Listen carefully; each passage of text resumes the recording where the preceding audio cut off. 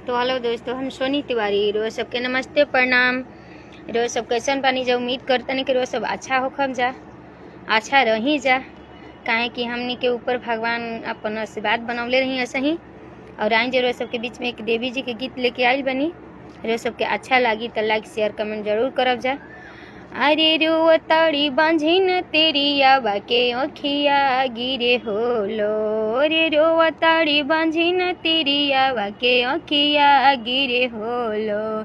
कामनाय गुनावाए मैया कि कामनाय गुनावाए मैया तू डाली दिलो भोर। कामनाय गुनावाए मैया तू डाली दिलो भोर। रोज राती सुनतानी सासू जी के ताना, कोहेलिया भागा हमरा बेटा के जनाना। रोज राती सुनतानी सासू जी के ताना, कोहेलिया भागा हमरा बेटा के जनाना। आ फिर दोनों जरिया ये मैया के भरे द गोदिया मोर। फिर दोनों जरिया ये मैया के भरे द गोदिया मोर।